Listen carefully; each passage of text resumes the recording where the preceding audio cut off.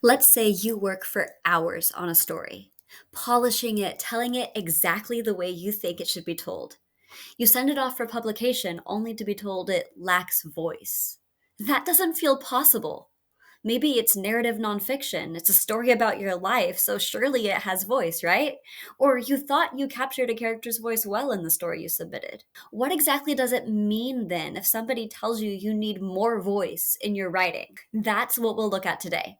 If you're new here, I'm Rochelle. I've been a freelance editor for novels for more than 10 years, and I've written 7 of my own.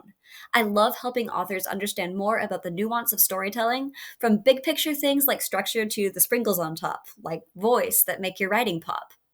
And because I am always in my Taylor Swift era, let's look at voice in a really specific lens that's going to give us, surprisingly, a lot of examples. We're going to look at Taylor Swift songs about weddings.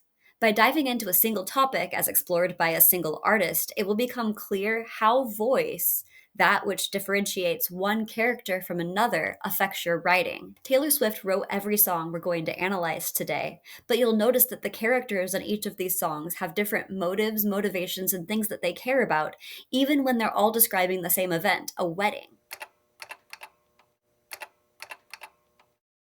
The first wedding related song Taylor released was Mary's Song. The narrator in this song focuses on telling a story from start to finish, which is very common in country music. At first, the two kids are young next door neighbors who tease each other. I dared you to kiss me and ran when you tried, she sings as the narrator, Mary. As teenagers, Mary and this boy start dating, and Taylor, as the writer, focuses on the first fight, when they experienced the slamming of doors instead of kissing goodnight. It's in the bridge that we get the wedding. Take me back to the time when we walked down the aisle. Our whole town came and our mamas cried.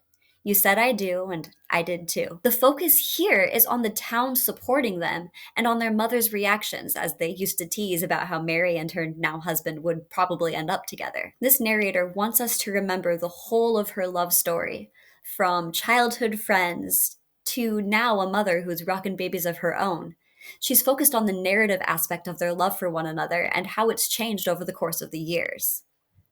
Fast forward 13 years from when Mary's Song was released, and we get It's Nice to Have a Friend. Like Mary's Song, this one focuses on two people who knew each other as kids and slowly grew to lovers. If you analyze the stories of Mary's Song and It's Nice to Have a Friend, they're telling the same story. However, instead of telling the whole thing as a narrative, explaining the relationship and an arc, and telling this progression in really straightforward terms, It's Nice to Have a Friend focuses on moments that are closer to vignettes: dropped gloves, video games, hints of the weather. Something gave you the nerve to touch my hand is very, very different than I dared you to kiss me and ran when you tried. The tone of the song is understated from beginning to end, but nowhere is this understatement more clear than in the bridge, where we once again get the lover's wedding. Church bells ring, carry me home, rice on the ground looks like snow, call my bluff, call you babe, have my back every day, feels like home, stay in bed the whole weekend. It's nice to have a friend. Unlike Mary's Song, this wedding description isn't about how anyone reacts to their wedding. It's about the couple. Understated, it's nice to have a friend that concludes the description of their wedding and honeymoon plans, shows a stark contrast between this narrator and Mary. Not in their lived experience, which, for all intents and purposes, was the same, but in how they interpret that experience and tell that story. Another motif that comes up in a few Taylor Swift songs is the fancier traditional wedding. It's hinted at many, many times, including in the infamous Love Story. However, I want to look at 2 other songs, one early and one later in Taylor's career. The first, Speak Now, is one of the best examples of voice I can think of in songwriting. Everything in that song is filtered through the lens of the narrator, who is watching a woman prepare to marry the man that she, the narrator, loves. The details of weddings that Taylor praises elsewhere seem awful to the narrator here. I sneak in and see your friends and her snotty little family all dressed in pastel, and she's yelling at a bridesmaid somewhere back inside a room wearing a gown shaped like a pastry. Without even hearing the melody or the way that Taylor sings these words, the scorn that she has for Everything to do with this wedding is obvious. Beautiful details are on a snotty little family, and the wedding dress isn't ornate or a ball gown, but shaped like a pastry. Not to mention that this bride isn't basking in her love, but yelling at a bridesmaid. Compare this to the description of a wedding that was likely even more over the top from the last great American Dynasty. The narrator here is disinterested. For the first time, we get a narrator who is not involved in the wedding procedures at all. She wasn't there. She's describing something she has no real stakes in, and the wedding description is just this. The wedding was charming, if a little gauche. There's only so far new money goes. Considering we later learned that Rebecca, the bride in this case, would fill her pool with champagne, dye her neighbor's dog, and blow through the money on the boys and the ballet, her wedding was maybe not as charming as this narrator says. In fact, it was probably much more gauche than the wedding in Speak Now. But because the narrator of this song finds Rebecca's life fascinating, rather than envying the fact that she's getting the wedding at all, she's far more kind when describing how the wedding looked than the biased narrator of Speak Now. It would practically be a sin for me to note Taylor's wedding songs without mentioning Lover. Even though the song never explicitly talks about a wedding, and this in itself is a sign of Taylor's more complex understanding of relationships, perhaps, it has one of the best wedding allusions I've ever heard in a song. Ladies and gentlemen, will you please stand? With every guitar string scar on my hand, I take this magnetic force of a man to be my lover. My heart's been borrowed and yours has been blue. All's well that ends well to end up with you. I swear to be overdramatic and true to my lover. This narrator knows about weddings, understands what they represent, and is interested in moving past the way they constrain her relationships, while still acknowledging their importance. The play on words here must belong to somebody who knows the traditions well enough to break them.